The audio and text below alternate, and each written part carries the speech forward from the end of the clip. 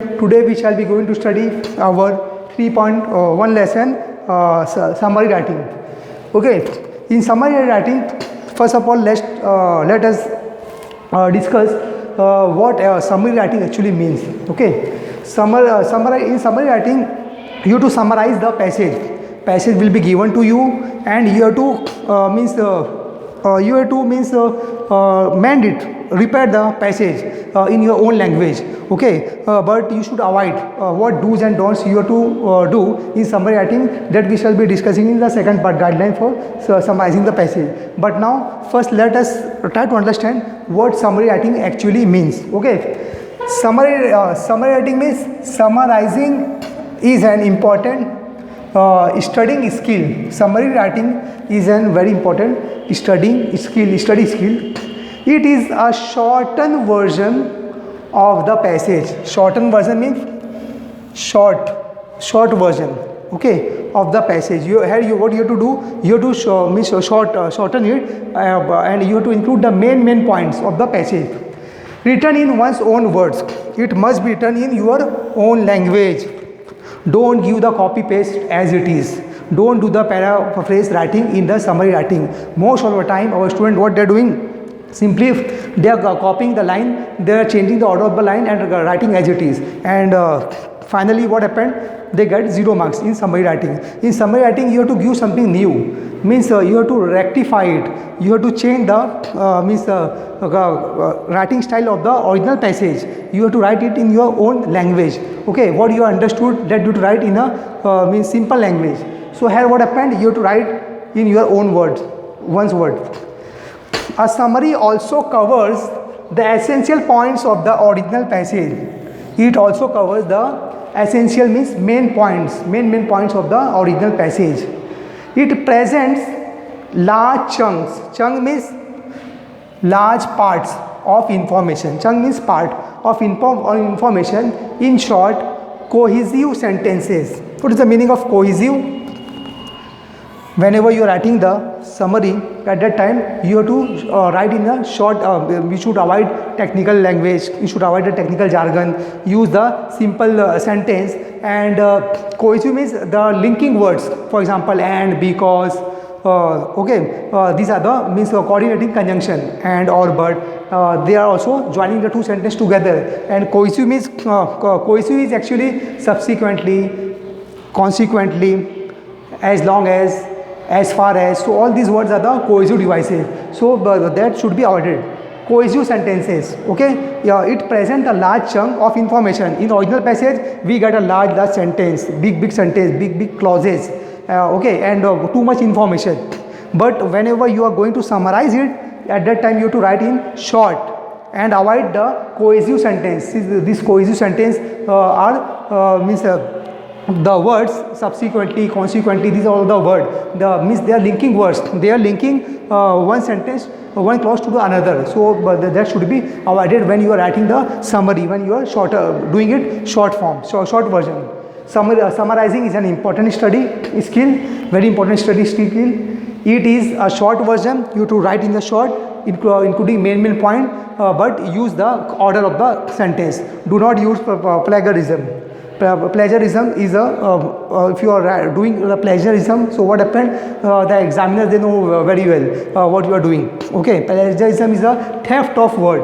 Means some other writer, they have written by their own, you are copying and doing the copy paste of other writers. So that is known as the theft of the word, sentence. Okay, that should be avoided. Okay, so most of the students, they are doing the copy paste. Don't do copy paste. Otherwise you will get 0 marks. You have to give your own quality. You have to give your own expression. What you think about that passage. What knowledge do you get after reading the passage? You should represent in a different form. Don't do the copy paste of the writer's creation. Okay. So this is the definition of summary writing. Chunk of information in sentence. A summary can be used. Now a summary can be used means where it can be used to sum up information, to conclude the information. We are doing the summary writing to conclude the entire information in a short conclusion, to sum up information, to conclude the information, to present information concisely, to state main points without any detailed explanation. In summary writing, what we are doing? We are concluding the entire passage in a short form. We were concluding it in short, concisely.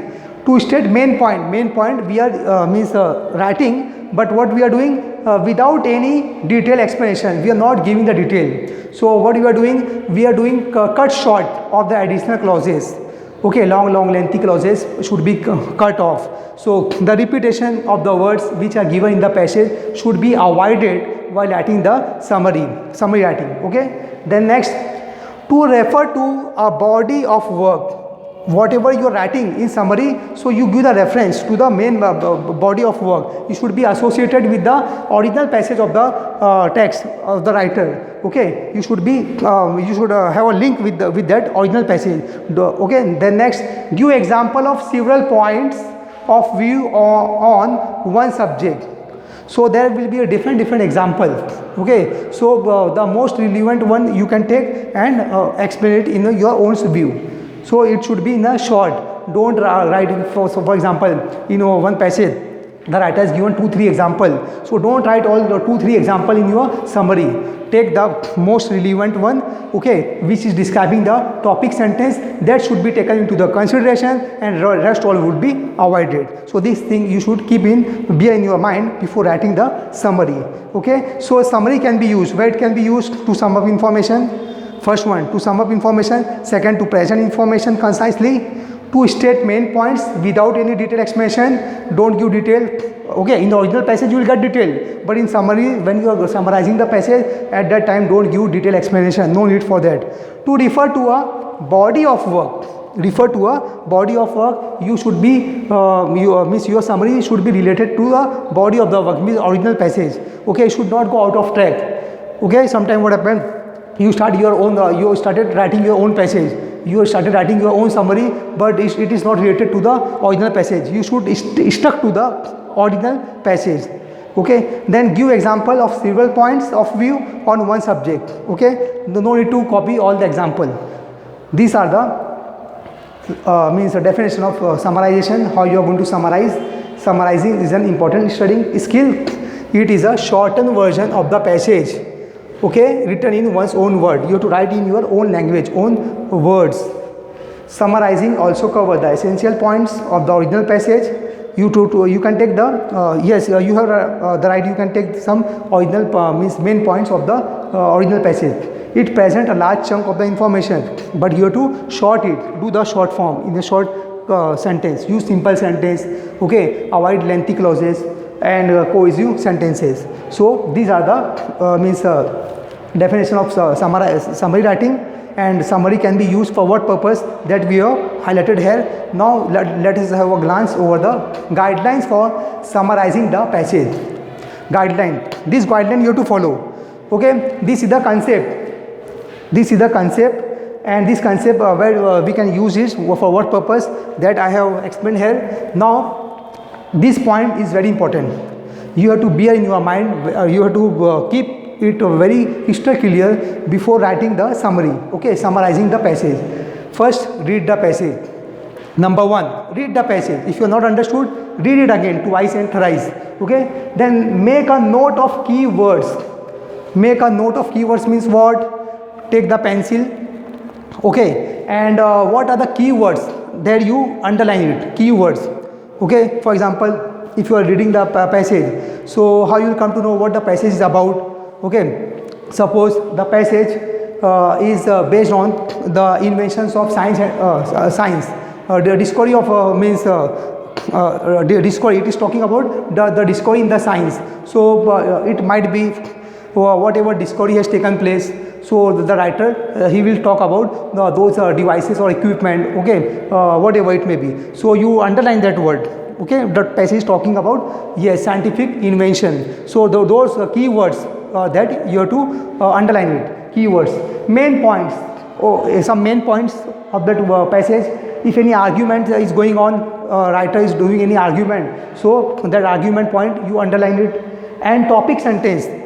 Means what? The topic means the title is not given in the passage, and in the end you will be asked Okay, give the suitable title. So the topic sentence if you are getting, so underline that also, because it is going to help you in writing the title at the upside head. Okay, then next try to form a brief outline of the passage. Make the outline, okay, on the rough outline of the passage. Outline you make. Use the outline to form a summary of the passage. Use this outline to form the summary of the passage. That is going to help you to form the summary of the passage. Use your own language to convey the ideas. You have to use your own language. There is no hard and fast rule. Whatever writer has used, that you are also going to use it. Okay, use simple language, use your own words, use your brain, and give some new. Okay, give the means the reproductions of the original passage. You give something new. Okay, novel quality you should give in the summarization. Don't copy as it is. So use the outline. Use your own language to convey the ideas. Use keywords in the summary and give title. Keywords in the summary and give a title. Okay, what is the passage about? After reading till the end, then only you will come to know what is the passage about and what is the title. Okay, the title you should write upside. Then keywords, underline the keywords. Avoid technical language, write in simple language. Avoid. So the writers, whenever they are writing technical language should avoid. Okay, means these cohesive devices, subsequently, frequently, they are writing in the beginning, that is a linking conjunction, and they are writing very lengthy clauses, okay, in the original text. So avoid those things, write in a simple language. You break it, unnecessary phrases and sentence from the passage. Write in simple English language. Okay. The next, summary must be objective and written in the past participle. In third person pronoun. Third person pronoun. This is the third person pronoun. Summary must be objective. Whatever you are writing, that must explain the object of the original passage, and it is written in the third person pronoun.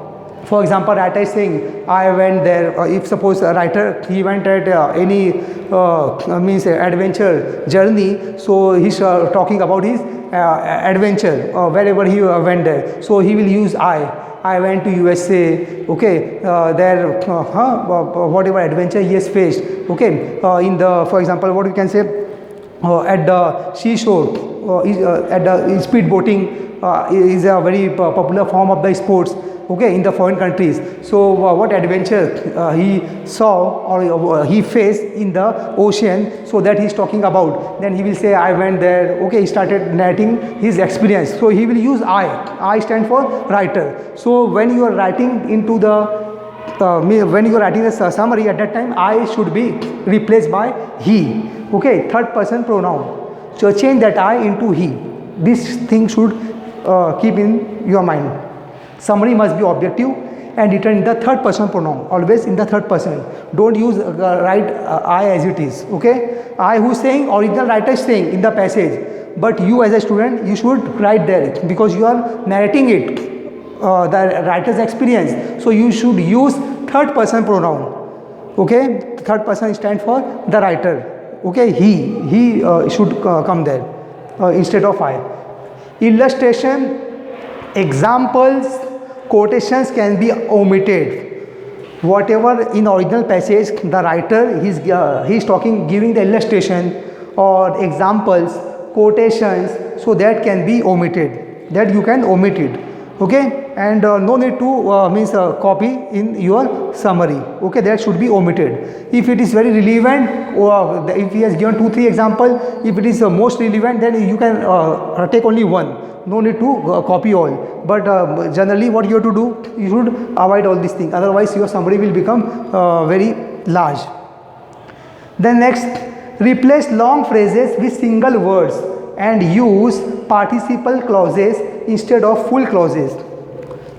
Long phrases should be written into a single words and use participle clauses. Means what? Simple past tense or simple present tense, participle clause, ed or en form. Main verb should come into ed form or en form. That participle clauses instead of full clauses. Don't write full clauses, lengthy sentence. Avoid, make it in a simple sentence. Use simple past tense. Okay. Then next, follow the original organizations of the passage. Follow the original. In original passage, what the writer he started from which point. From there you come from beginning to the end.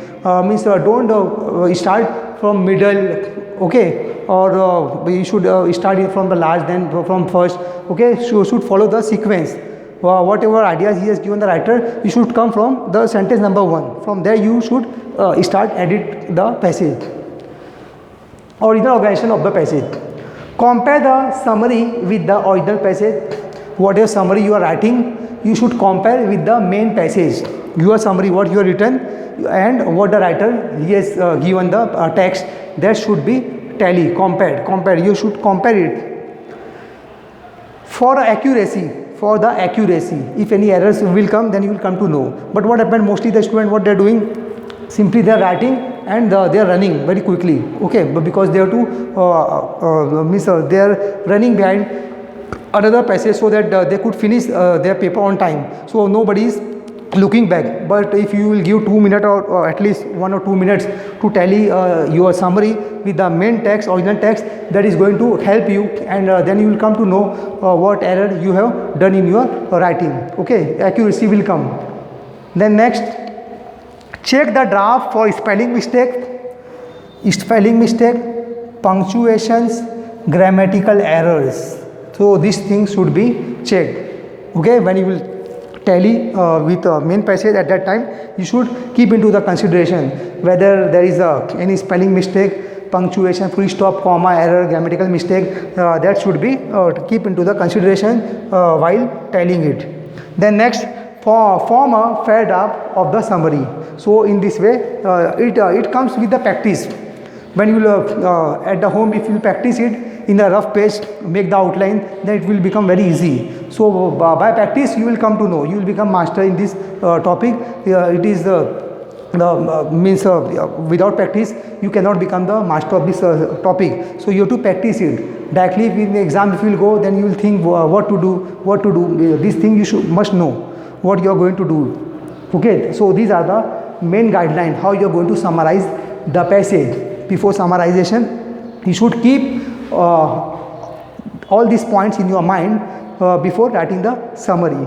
Okay, summary is a short version of the main passage. Okay, whatever original text will be given to you, that should be written in the short, in your own language. Okay, and in this way, today we have discussed what is summary writing, its definition, and a summary can be used, where it can be used in the passage. Okay, in our topic, and it is going to come for 4 marks in the exam. This topic is for 4 marks. 4 marks topic. It is coming for 4 marks in the 4 marks topic. Okay, in the passage it is going to come 4 marks. Okay, so today we have completed our means what is summary writing, and where it can be used, and the guideline for summarizing the passage. Okay, so dear student, if you are having any doubt regarding this topic, so then you please give your comment on our comment box section of the YouTube channel. Thank you for watching this video. Thank you very much.